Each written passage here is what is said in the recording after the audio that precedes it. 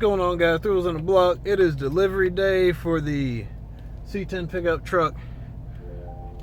Y'all have been watching. Greatly appreciate y'all, checking everything out. Man, I'm about to.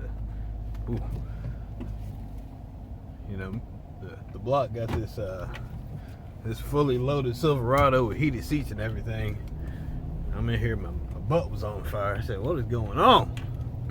Anyway, we're gonna deliver this truck, so I'm following him over, and then we'll see what the owner's response is, the reaction is. Yeah. So just to give you an idea, in case you didn't know, brought this truck in and show you some pictures just to remind you what it looked like.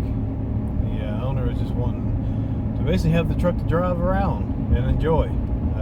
Wasn't really looking for a show truck or anything, just wanted a good looking truck to drive around and enjoy. So we did a little bit of body work, put a little bit of paint on her, replaced the floor pans where they were rotted out and missing, did some work on the inner rockers, the outer rocker panels, replaced all the lights and lamps with new ones.